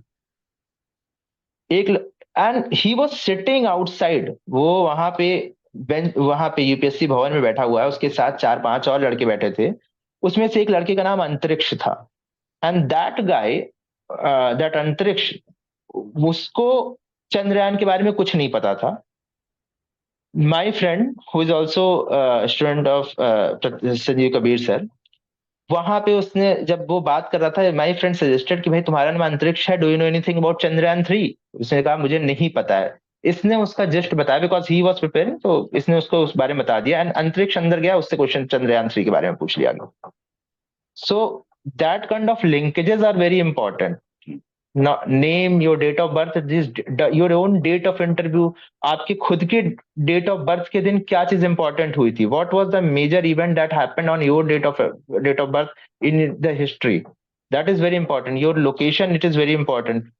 One more question was asked from me, one district one product में मेरे district का क्या product है। I come from a very small town, it's in Ambedkar Nagar, Tanda इन उत्तर प्रदेश। वहां पे लुंगी और गमछा बनता है। That is very not very famous, but yet yes, it is very important part of economy, MSME sector, and that is textile industry is one district one product वहां का है। उन्होंने मुझसे क्वेश्चन पूछा था, and because of sir I had prepared, I told them that sir textile है, lungi and gamcha बनता है। देन ही आज me follow up question about difference between the Assam lungi and the Assam gamcha and the gamcha that is being made in my district. I told politely told them sir I can tell you about the gamcha that is being made in my district, but from Assam I am not very sure. So he was content with that answer. So that मतलब यहां तक वो linkages कर लेते हैं, that your district simply doesn't mean your district. I am presently working in Varanasi, if I am working, I prepared Ganga Namami Gange program. I prepared all the GI tags that has been provided to Varanasi recently. I prepared any new initiative, new Kashi Vishwanath corridor, because that is all that is in news. तो ये सारी the cruise, जो नया cruise अभी launch हुआ था वाराणसी में, इसी तरह आप लोग भी अपने डिस्ट्रिक्ट्स का, and every workplace also. So I have worked in Srinagar also for 2 years. I was in Kashmir post abrogation of Article 370. EPF and MP Act was made applicable in Jammu and Kashmir. I was posted to Kashmir for 2 years. I worked in Srinagar. So I prepared everything about Srinagar also. कि वहां पे क्या चीजें famous हैं, वहां पे industries क्या है, मेजर इंडस्ट्रीज वो पूछ सकते हैं। They can ask you the major industries that is present in your district as well as district where you are working, because they want to know कि आप अगर इन लेबर सेक्टर में आ रहे हैं तो एटलीस्ट आपका वो व्यू है कि नहीं। शायद उन्होंने मुझसे क्वेश्चन पूछा भी था कि what are the major industries that are being covered in your Varanasi. मैंने ये सारे क्वेश्चन प्रिपेयर करके गया था, तो आई वुड सजेस्ट कि आप वो भी क्वेश्चन प्रिपेयर कर लें। और इसको छोड़कर तो ऐसे तो बहुत सारी चीजें हैं। इसके बाद आप ग्रेजुएशन में जाएं, I would again have anecdotes are there. Recently जो हमारे जब हमारा ESIC का इंटरव्यू चल रहा था तो उसमें 3 बोर्ड्स बैठे थे। One board was of Alka Sarohi ma'am. One of a person, I don't know him personally, but वो अपने इंटरव्यू में गया, and because this ESIC job was for those people who have at least 3 years of experience. So most of the people are having like उन्होंने अपना graduation 10 साल पहले complete कर लिया था। This guy also told Alka Sarohi ma'am कि she was asking something about electronics. So this guy told कि ma'am कुछ क्वेश्चंस के जवाब देने के बाद he told कि ma'am now it has been 10 years, I don't remember that much. Ma'am replied that it has been 50 years, I remember. How can't you? So that is also something that you should know. I mean, I also, after knowing that this happened, I also brushed up my mechanical engineering because I was mechanical engineer. So, but yes, graduation subject भी important है, but बाकी सारी चीजें important है. It's not like कि सिर्फ graduation subject important है.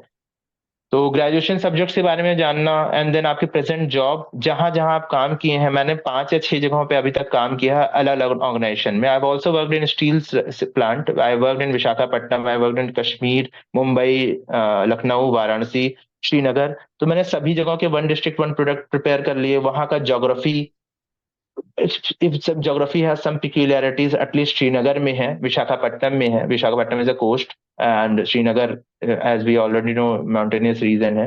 वहाँ का economy is very important. वहाँ की history, if something is there, we can quote something in history. So that was very important. ये सारी चीजें बहुत important थी प्रिपरेशन के टाइम पे. अच्छा, हमारे इस क्लास में इस सेशन में बहुत सारे इंजीनियर्स है. तो जैसे आपने कहा कि मैकेनिकल इंजीनियर है आप, तो उनका इंटरेस्ट ये आ रहा है पूछने में कि आपसे क्या इंजीनियरिंग के अभी क्वेश्चन आए हैं कि क्या इंजीनियरिंग के क्वेश्चन पूछे गए, क्या इंजीनियर होने की वजह से कुछ आपको परेशान किया गया? Sir I was fortunate enough कि मुझसे इंजीनियरिंग क्वेश्चन नहीं पूछे गए. बट हाँ, मैंने अपनी फर्स्ट ईयर की बुक प्रिपेयर की थी. मैंने अपने फर्स्ट ईयर का जो मैकेनिकल इंजीनियरिंग था उसका उस बुक को प्रिपेयर किया था. अगर मेरे पास टाइम और होता तो I would have definitely prepare some 1 or 2 subjects also. अगर आप लोग प्लस मैंने पढ़ने की कोशिश की, बट सीरियसली 10 साल हो चुके हैं, 10 से 11 साल, तो सच में वो अब मुझे याद नहीं है. बट अगर आप लोग फॉर्चुनेट हों और अगर आप लोग केपेबल हों तो आई वुड सजेस्ट कि 1-2 सब्जेक्ट्स जरूर प्रिपेयर कर लें. Like for me, being a mechanical engineer, मुझे याद है मुझे रेफ्रिजरेशन और internal combustion engine was my favourite subject. मैं उसको अच्छे से प्रिपेयर कर सकता था. तो आई वुड सजेस्ट कि 2 सब्जेक्ट प्रिपेयर कर लें, plus at least graduation first year की बुक जो है जिसमें बेसिक मैकेनिकल इंजीनियरिंग में वो सारी चीजें लगभग कंसाइज फॉर्म में होती हैं, तो वो हमें बेसिक पता होना चाहिए. वो एंट्रोपी, मैकेनिकल इंजीनियर से एंट्रोपी पूछ सकते हैं और थर्मोडायनेमिक्स के लॉ पूछ सकते हैं. ये तो हो गई वो क्लासिकल कंसेप्ट. इसके साथ ही साथ हमें प्रेजेंट चीजों में भी रहना पड़ेगा, बिकॉज प्रेजेंटली मैकेनिकल इंजीनियरिंग का क्या नया यूज हो रहा है या उसमें उस एरिया में कोई नया अचीवमेंट हुआ है, तो वो हमें देखना पड़ेगा. Like 3D printers are there. 3D printers are like they have revolutionized the whole mechanical engineering sector. जहाँ पे हम पहले मशीन कटिंग करते थे, now we are making things from 3D ये printers.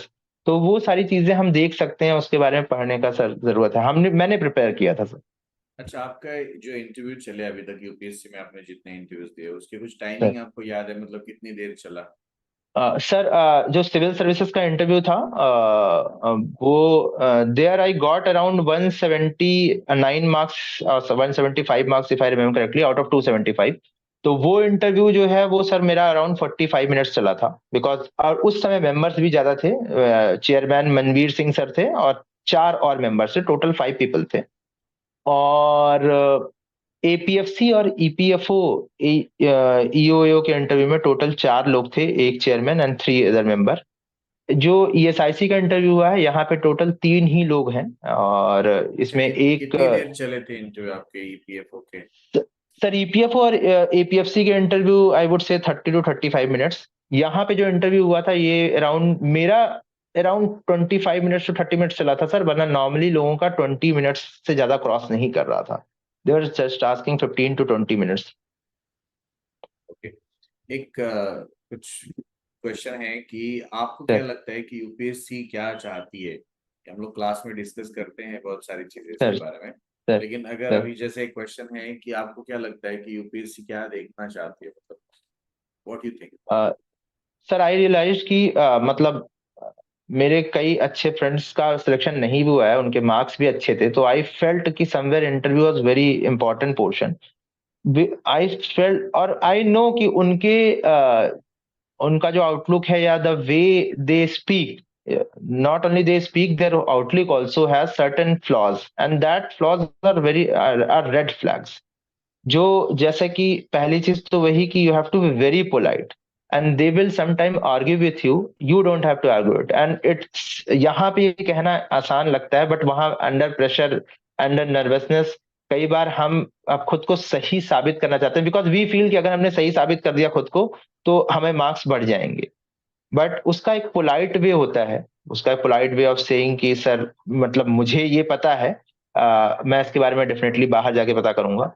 और बाकी सर यही रहा कि इंटरव्यू में वो लोग यही देखना चाह रहे हैं कि अ, पहली चीज तो ये कि आप ब्यूरोक्रेट्स हैं या नहीं। They don't want politician, they want bureaucrat, and a very good quality of bureaucrats is following of rule। Means okay अगर आपको दिख रहा है कि कहीं रूल में कुछ फ्लॉ है तो आप रूल चेंज नहीं कर सकते हैं। First of all you have to be very clear that rules आप चेंज नहीं कर सकते हैं। What we can do, we can give feedback और we can write to our senior authority कि sir this is the problem by following this rule, ये issue. और हम ये एक दो एग्जाम्पल लेके कि सर ये इशू आ रहा है जिसकी वजह से लोगों को दिक्कत हो रही है, therefore there is need to resolve this issue। These are some alternative solutions which can be placed, जिनकी वजह से ये हम solution दे सकते हैं। And then you should forward it to your seniors, और वहां से फिर थ्रू प्रॉपर चैनल उसका वो होगा, सोल्यूशन निकलेगा। ऐसा नहीं है कि आपको कोई रूल फॉलो करने को बोला गया या हमें कोई रूल फॉलो करने को बोला गया, हम अपने लेवल पे उस रूल को हम चेंज कर दे रहे हैं, बिकॉज हमें नहीं पता होता ना कि हमारी इंटेंशन सही है या नहीं। तो दैट वाज वेरी इंपॉर्टेंट। पहली चीज तो वो ये देखना चाह रहे हैं कि आप ब्यूरोक्रेट्स हैं, यू शुड फॉलो रूल्स, और जहां रूल्स में प्रॉब्लम है you should tell your superiors so that that problem get rectified. Secondly, use of parliamentary language, that is very important. thirdly, very important is how much you are in to the use of technology, because technology is a very important factor right now।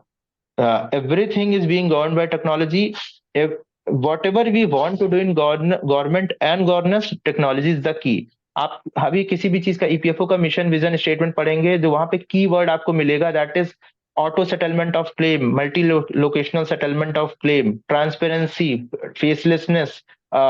So what is this, what is facelessness? अभी income tax में वो आ गया फेसलेसनेस, हम भी move कर रहे हैं। We have started virtual inspection, virtual hearing, e-inspection। Why is that? Because we have to reduce inspector raj, we have to improve service delivery। तो वो important है। and how is that possible? अब हम by post तो कर नहीं सकते, that is possible with the use of technology। we are using zoom call, we are using zoom call to use virtual, to do virtual inspections। so all they want to see that people who are trying to come to this organization, whether they are enthusiast in using technology, क्या आप technology use करने में है? Because ultimately जब आप APFC बनेंगे and even EO एओ में आपके पास सर्टेन लीवे होगा जहां पे कि आपसे सजेशन मांगे जाएंगे, सोल्यूशन मांगे जाएंगे। तो whether you are incorporating technology in the solution, because technology can help in solving the problems. One example would be EPFO में पहले जो जब व्हेन आई ज्वाइन ईपीएफओ में जो around 100% of claim were offline. those offline claims were caused of lot of problems। there were lot of issues with that offline claim। लोगों को different document submit करने पड़ते थे। बहुत सारे डॉक्यूमेंट्स में किसी में साइन गलत है, किसी में डॉक्यूमेंट प्रॉपर नहीं आया है, वो सारी प्रॉब्लम थी। कई बार कंप्लेंट्स आती थी कि दैट सर्टेन मिडिल मैन जो है वो पैसे मांग रहे हैं for settlement of claim. So these kind of things have also been heard। what online claim has done, all these things has been removed। अब क्या है, आप बटन को क्लिक कीजिए, आपका क्लेम सेट वो हो जाएगा, लॉन्च हो जाएगा, और वो क्लेम डायरेक्ट लैंड करेगा in the ID of the clerk of EPFO, जो कि क्लेम प्रोसेस करेंगे। अगर क्लेम रिजेक्ट होता है तो उस रिजेक्ट होने में उनको आपको रीजन बताना पड़ेगा, which reason will be displayed to that particular member, जिसके बेसिस पे वो आरटीआई भी यूज कर सकता है, टूल ऑफ आरटीआई और ग्रीवांस मैनेजमेंट सिस्टम, जिसके थ्रू वो अपने प्रॉब्लम्स को रिजॉल्व कर सकता है। So I felt sir that they are looking for people who are very much okay and very much enthusiastic in using the technology to solve the problems of people, sir। अच्छा, हमारा लंबा अच्छा interaction हो गया। आपने बहुत अच्छे कुछ कीवर्ड्स इसमें बताए। अगर सबने लिखे होंगे कुछ कीवर्ड्स तो मुझे लगता है उनके इंटरव्यू में वो बहुत काम आ जाएंगे। सेशन मुझे लगता है कि आपको भी टाइम का अगर इशू है तो हम लोग सेशन एंड कर लेते हैं।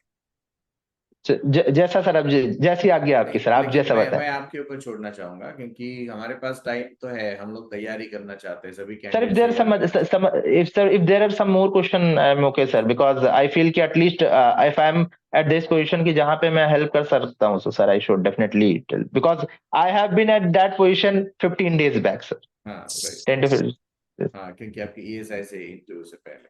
sir, sir, hello sir, hello हाँ बोलिए। hello. Good afternoon sir.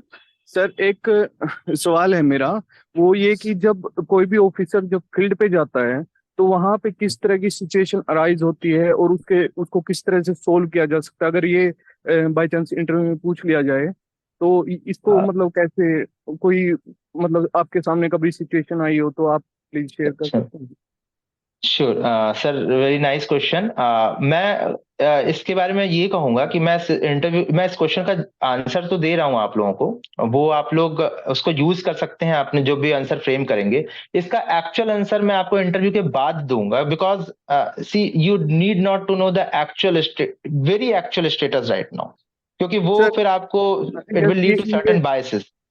Sir ये एक्चुअली है तो ट्रेनिंग का पार्ट, बट अगर बाय चांस इंटरव्यू में पूछ लिया जाए तो नहीं इसको। नहीं नहीं, डेफिनेटली मैं आपको इंटरव्यू वाला आंसर दे रहा हूँ, वो इंटरव्यू वाला आंसर ही आपको देना चाहिए, दैट क्योंकि कुछ चीजें ऐसी होती हैं which will create problem in interview, and why should we head toward problem, we should try to find solution.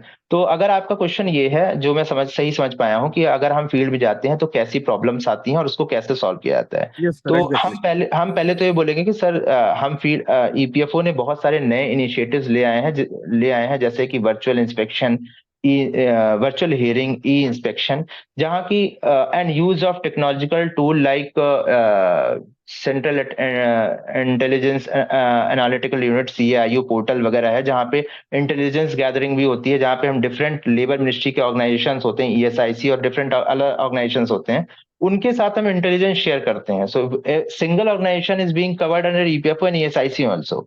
तो अगर उसने ESIC में कुछ और नंबर ऑफ मेंबर्स बता रखा है और हमारे यहाँ कुछ और मेंबर बना सका, तो वो एक रेड फ्लैग हो जाएगा, जिसके अगेंस्ट फिर इंस्पेक्शन लॉज होगा। Now the problems which can come in inspection, आप हमेशा बोलिएगा, you should not go into the negative aspect कि सर वहां पे एम्प्लॉयर क्या नहीं करते। आप हम ये बोल सकते हैं कि sir most of the time अगर कोई फील्ड में जाता है तो what I feel, because see if you are not working in EPFO, so they don't expect you to know the actual situation.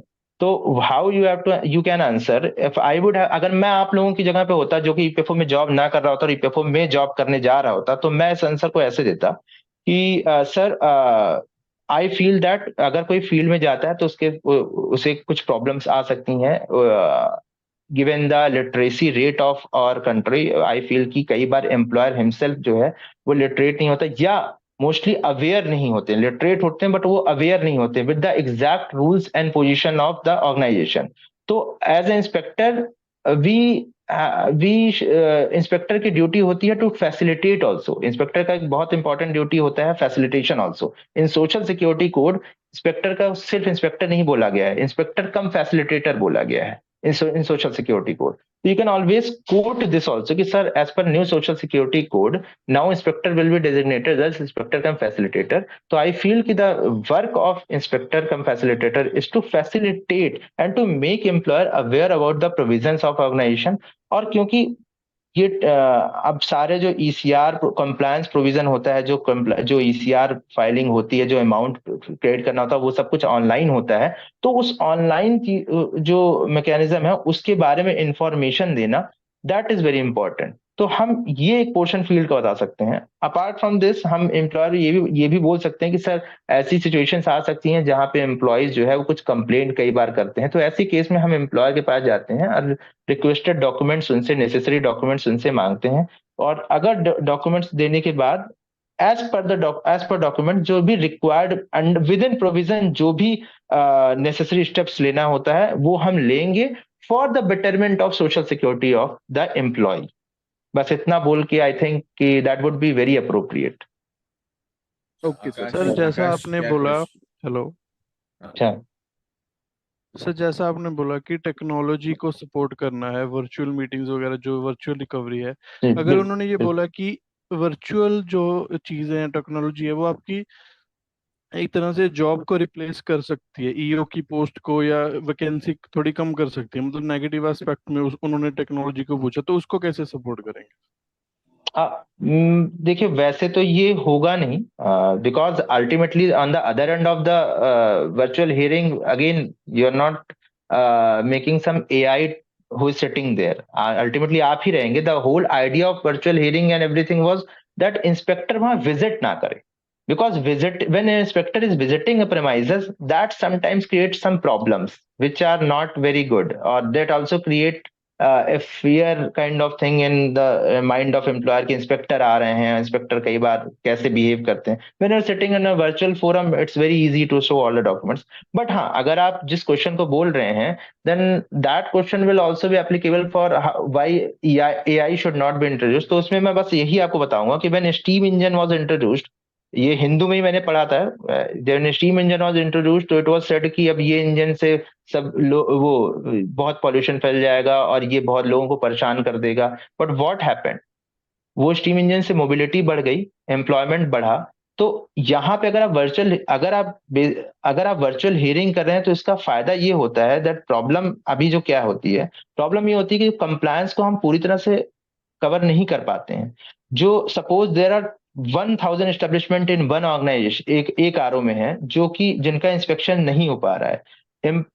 Total EO होते हैं आपके पास 10 ईओ एक साल में मिलके हद से हद 1000 एस्टेब्लिशमेंट्स को वो कर पाते हैं, सॉरी 500 एस्टेब्लिशमेंट्स कर पाते हैं। बाकी 500 एस्टेब्लिशमेंट का इंस्पेक्शन हो ही नहीं पाया है। तो ये वर्चुअल हियरिंग से क्या हुआ, यूज ऑफ टेक्नोलॉजी से क्या हुआ कि उनकी रीच बढ़ गई, कंप्लायंस ज्यादा हो गया, और अल्टीमेटली बेनिफिट किसका हुआ, social security of the employee. Okay Akash, क्या क्वेश्चन है आपका? Good morning sir.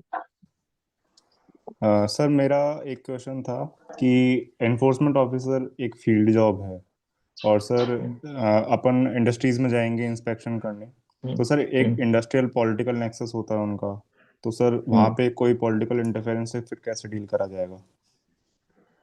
अगर ये क्वेश्चन अगर इंटरव्यू में सिचुएशनल उस पे पूछ लेते हैं कि आप देखिए political हाँ बिल्कुल ठीक है, अगर आप ऑल्दो ये क्वेश्चन पूछेंगे नहीं, बट फिर अगर पूछ लेते तो आप उनसे यही बोलेंगे कि सर मतलब मैं अगर आपकी जगह होता तो मैं यही आंसर देता कि sir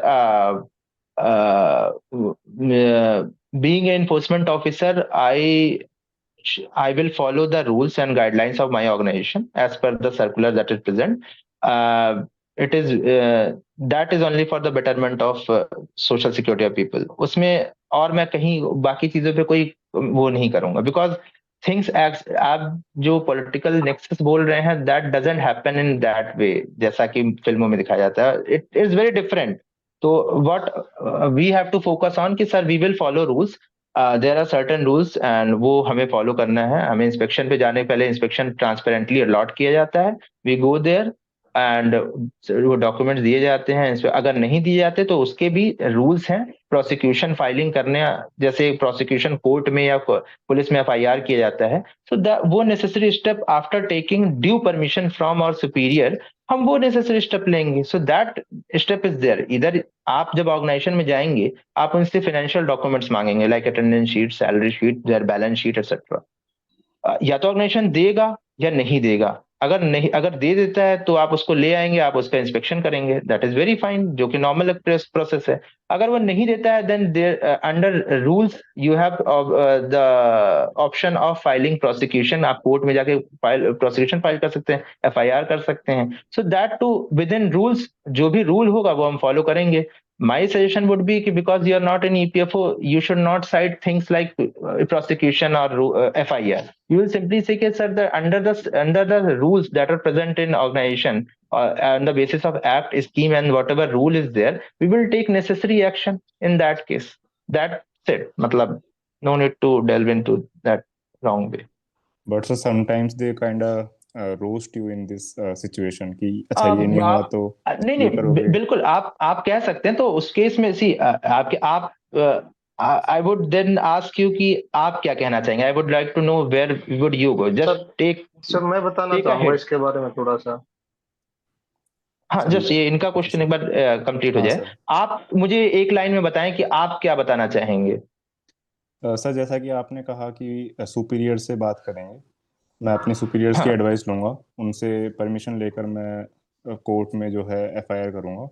but hmm. Sir in that case अगर सामने से क्रॉस क्वेश्चन हुआ कि फॉर एग्जांपल सपोज आपका सुपीरियर भी जो है उसका पॉलिटिकल जो एंटिटीज है उनसे नेक्सस है, ओके, तो सर उस तो केस में ठीक फिर है। मैं कहाँ जाऊंगा? मतलब ना तो मैं सुपीरियर के पास में। मैं आपके नहीं, मैं आपके जो आंसर आपने आंसर तो सही दिया था, मतलब मुझे ऐसा लगा था, बट मैं आज की जगह थोड़ा सा इसको चेंज कर देता। मैं अपने सुपीरियर से पूछूंगा नहीं, whatever will be the actual situation I will put up in my report and I will put it up officially in front of my superior, and then as per guideline and as per direction given my my superior I will act accordingly. Because officially जो है on paper you cannot give wrong decision ना। तो I will you will put whatever it is in your, because ultimately see again, या अगर आप EPFO अगर आप EO बन रहे हैं then your task will be only till the production of report. Report के बेसिस पे जो एक्शन लेना है that will be taken by APFC, be very clear in the functions of different functionalities. EO का क्या काम है और एपीएफसी का क्या काम है। तो as AO you are dealing with production of report. आप रिपोर्ट बना रहे हैं, रिपोर्ट में अगर आपको नहीं मिल रहा है देन जस्ट सिंपली से कि sir whatever different aspect are steps are present like prosecution etcetera, whatever is present under different rule I will follow those rules only. आपको रूल फॉलो करना है, nothing else. Okay Rahul, क्या question है आपका? Okay sir, thank you sir. Good morning sir.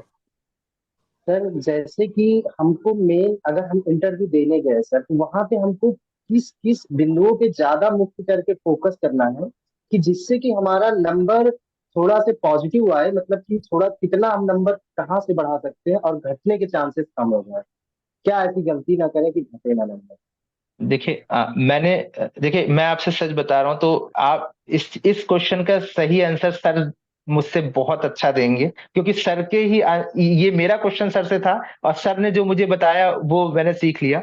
लेकिन ultimately sir इस बारे में ज्यादा होलिस्टिक नॉलेज दे रहे हैं। मैं बस आपसे यही कह सकता हूं कि रेड फ्लैग्स जो होते हैं, basic red flags, don't go into casteism, don't go into communalism, don't go into politics, don't go into like blaming your present organisation. अपने प्रेजेंट ऑर्गेनाइजेशन को हमेशा अच्छा कहना है, बस जो बेसिक चीजें हैं आप उनसे आर्ग्यू मत कीजिए। मैंने आपको अपना एग्जांपल बता दिया। Never say anything bad about anyone, use parliamentary language, don't be casual. आप कैजुअल नहीं हो सकते कि अरे सर, डोंट यूज अरे सर। तो ये don't, you have to be very polite also. And like what happened in one case, one of a person अभी इसी ESIC इंटरव्यू में वो अंदर गया, उसने मास्क जो है मास्क नहीं लगाया था। नो, बहुत से लोग मास्क नहीं लगा रहे थे, बट उससे टोक दिया कि why are you not wearing mask, because interview call letter में लिखा हुआ है you have to follow COVID guideline. So he went there, he without wearing mask, and he simply sat down on chair without taking permission. उस case में Alka Surai ma'am didn't ask anything from that guy. बाकी दोनों member ने पूछा, but उन्होंने बस यही पूछा तुम बिना परमिशन के बैठ कैसे गए और मास्क क्यों नहीं पहना तुमने। सो ये सारी चीजें जो हैं, ये सर अभी आपको जब क्लास लेंगे या अगर अभी तक लिया होगा तो आप लोग को ये चीजें बताई होंगी या बताएंगे, क्योंकि ये सारी चीजें बहुत जरूरी होती हैं। बाकी इंटरव्यू में मैक्सिमाइज कर, मैं आपको अपना एक्सपीरियंस बता सकता हूँ, because I sir is mentor, तो सर कैन टेल यू कि कैसे बढ़ाया जाता है। मैंने तो आपको अपना एक्सपीरियंस बता दिया, बट आप लोगों में से बहुत सारे लोग हैं, आई नो होप कि आप सभी लोग मुझसे ज्यादा अच्छा नंबर पाएं, और इसके लिए आपको मुझे ना फॉलो करके सर को फॉलो करना है, because sir can tell you much better than what I am telling. मैं तो अपना सिर्फ एक्सपीरियंस शेयर कर रहा हूँ आपसे। तो दिवाकर जी, क्या क्वेश्चन है आपका? हाँ sir, good afternoon sir. Sir मैं ये कहना चाह रहा था कि जैसे सर अभी दो क्वेश्चंस आए कि सर आभासी निरीक्षण मतलब वर्चुअल हियरिंग, और सर वो वर्चुअल इंस्पेक्शन का मतलब इससे हमारी मतलब वो जॉब पे भी दिक्कत है। तो सर इसमें ये भी तो कह सकते हैं सर कि जैसे इसकी वजह से सर दूसरे सेक्टर में भी जॉब बढ़ रहे हैं सर, जैसे ड्यूरिंग द कोरोना काल, सर कोरोना काल में सर ये वर्चुअल सेक्टर सर ज्यादा वर्चुअल माध्यम से ज्यादा चीजें हुई, तो जिसकी वजह से सर दूसरे सेक्टर हमारे जैसे सर मीडिया सेक्टर मजबूत हुआ, तो मतलब कहीं रोजगार अगर सर कम हो रहे हैं तो कहीं रोजगार बढ़ भी तो रहे हैं सर, ऐसा बोल सकते हैं सर कि, या फिर नहीं बोल सकते सर? नहीं, आप ऐसा बोल सकते हैं, बट मैं अगेन कहूंगा कि there was a very pertinent flaw in this question. Actually ऐसा हो नहीं रहा है। सी, वर्चुअल इंस्पेक्शन से जॉब्स घटेंगी या बढ़ेंगी नहीं। That funda would have come in AI, कि अगर सामने बैठा यहाँ पे इंस्पेक्शन जो है virtual, on the other end of the spectrum अगर एआई बैठ के आपके इंस्पेक्शन करे, तब आपकी जॉब खत्म होगी। The only idea was for doing virtual inspection. See, अगर आप समझें, मैं आपको बताऊंगा, लखनऊ है, लखनऊ के अंदर लखीमपुर खीरी डिस्ट्रिक्ट भी आता है, which is around 200 kilometre from that area. अब अगर किसी की इंस्पेक्शन शुरू हुई और प्रोसीडिंग्स होने लगी, तो वो प्रोसीडिंग में हर 2 हफ्ते बाद सपोज उसका डेट आ रहा है, उस पर्सन का, इस एम्प्लॉयर का, he has to present in है, तो हर 2 हफ्ते पे उस पर्सन को 200 किलोमीटर दूर लखनऊ जाना है और वहां पे हियरिंग में प्रेजेंट होना है। ये कितना बड़ा इनकन्वीनियंस है। वो बेचारा अपना बिजनेस करे या वो प्रोसीडिंग अटेंड करे। अब क्या है, वो घर पे बैठा हुआ है और उसको लिंक आ जा रहा है और यहां से वो ज्वाइन कर ले रहा है। तो that is actually ease of doing business. This whole process is ease for ease of. अगर आप मिशन स्टेटमेंट ईपीएफओ का पढ़ेंगे, उसमें जो 3rd मिशन है, that is this only, to promote ease of living for member and pensioners and to promote ease of doing business for employer. तो ease of doing business में ये सारी चीजें आती हैं। तो इसमें जॉब का एक्चुअली कोई कंसेप्ट ही नहीं है कि जॉब इसमें जानी है, इसमें कम होनी है। It is only for improving ease of doing business. Yes sir, thank you sir. Dhananjay ji, क्या क्वेश्चन है आपका? सर मैं ये जानना चाह रहा हूँ सर, जैसे आपने ईओ एओ का बताया कि पॉलिटिकल एस्पेक्ट्स में रिपोर्ट्स क्रिएट करना है, एज जो हमारे पास रूल्स और गाइडलाइन होगी उसको फॉलो करके हम रिपोर्ट्स बनाएंगे, वो एज एपीएफसी के सामने जाएगा, वो एक्शन लेगा। तो सर एज एपीएफसी अगर ये क्वेश्चंस मेरे सामने आएगा तो सर मैं तो अलग तरीके से उसका आंसर मुझे देना होगा, वो तो एज मुझसे एक्शंस, तो सर क्या मैं भी सेम ऐसे ही वहां भी दूंगा कि नहीं, आपको भी सिंपल एक्शन, जैसे आप वहां पे ये नहीं बोल सकते ना कि I can be influenced by political nexus. Yes you should not.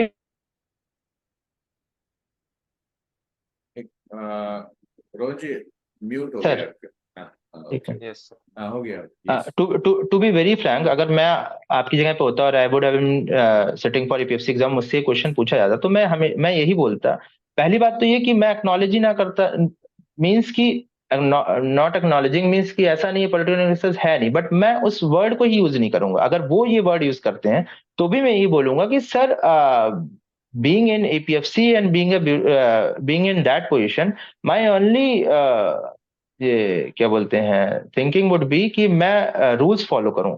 जो रिपोर्ट इंस्पेक्टर देंगे, इन्फोर्समेंट ऑफिसर प्रेजेंट करेंगे, उसके बेसिस पे with in the under that act, under that scheme, जो भी प्रोविजन होगा वैसा एक्शन लिया जाएगा। Yes sir. बस दैट्स इट। उससे सर एज जैसे सर मैं अभी प्रिपरेशन में ही हूँ, तो सर जैसे कोई जी, जॉब तो है नहीं, तो सर उसके अकॉर्डिंग सर मुझे कौन से एरिया पे एज ए इंटरव्यू में एपीएफसी के लिए फोकस करना चाहिए? नहीं, आप मतलब बाकी चीजें तो सर ही बताएंगे बिकॉज दैट पोर्शन, बट मैं आपसे यही बोल सकता हूँ ईपीएफओ में कि आप उसका वेबसाइट देखें। आप सभी लोग वेबसाइट देखें। ईपीएफओ का ट्विटर या ट्विटर हैंडल फॉलो कर सकते हैं आप, जिसपे कि क्या होता है कि जो न्यू इनिशिएटिव जो होते हैं ना, वो शेयर करते रहते हैं वो लोग, तो आपको थोड़ा सा पता रहेगा।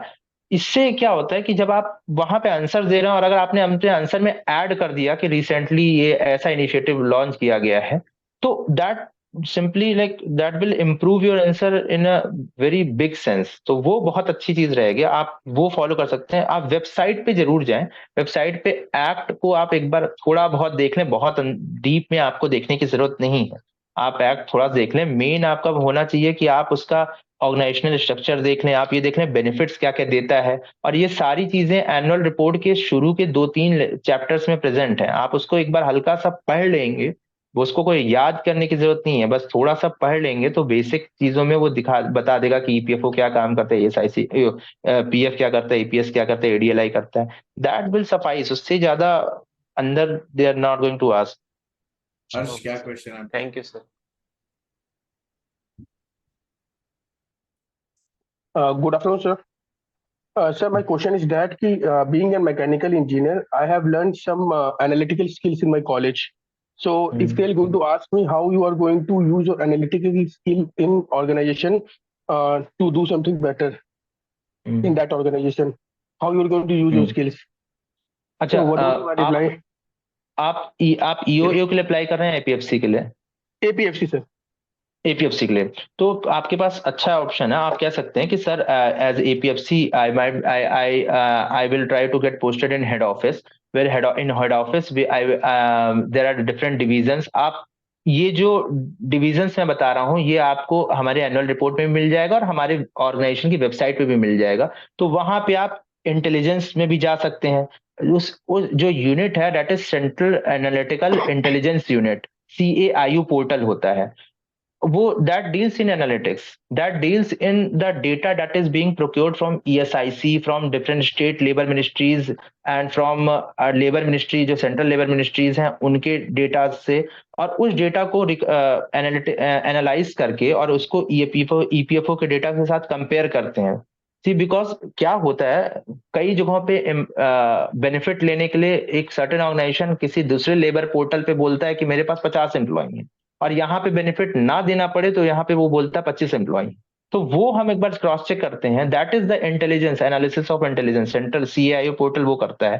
अगर आपने इतना अच्छा काम किया है तो यू कैन ऑलवेज हाईलाइट कि सर मैंने ये काम किया है तो I will try to use my skills in improving the analytical analysis and improving the intelligence, और हम इंटेलिजेंस गैदरिंग और प्रॉपर कर सकते हैं। पिन पॉइंटेड इंटेलिजेंस गैदरिंग से हम डायरेक्टली उस ऑर्गेनाइजेशन को टच कर सकते हैं जहां पे कंप्लायंस की रिक्वायरमेंट है, तो ये आप यूज कर सकते हैं। Okay Rohan ji, thank you very much, आपका बहुत समय हमने ले लिया और थैंक यू, आपने बहुत सारे इनसाइट्स दे दिए और मुझे लगता है कि आपका जो कीवर्ड्स आपने दिए ना अगर वो बहुत काम के हैं और मुझे लगता है कि उस पर काम करेंगे तो अच्छा है। Okay thank you very much, will see you again. Thank you very much दोबारा मिलते हैं और आपका सेशन अरेंज करने की कोशिश करते हैं। Sir I would again suggest that please go through what sir is saying in during lecture, मतलब because I have done that only. Please go through everything, किसी भी चीज छोटा मैसेज, सिंपल से सिंपल छोटी से छोटी चीज जो सर ने बताई थी, even how to deal with questions like कि आप क्या करेंगे, करप्शन कैसे कम करेंगे, ये बेसिक क्वेश्चन है बट इसका आंसर जो सर ने हमें बताया था, सर अगर रिमेम्बर करेक्टली, आप जो the use of civil society, government, private sector, वो जो आंसर करने का वे था that was very helpful in giving answer to some other questions also, so that is very helpful. So please I would say कि आप sir को follow करें और बाकी मेरी तरफ से जो मेरा experience I have shared it with you all and all the best to everyone. I hope कि आप लोग मुझसे अच्छे नंबर इंटरव्यू में पाएं and you get selected. Okay, thank you for your time sir. Thank you. Thank you sir.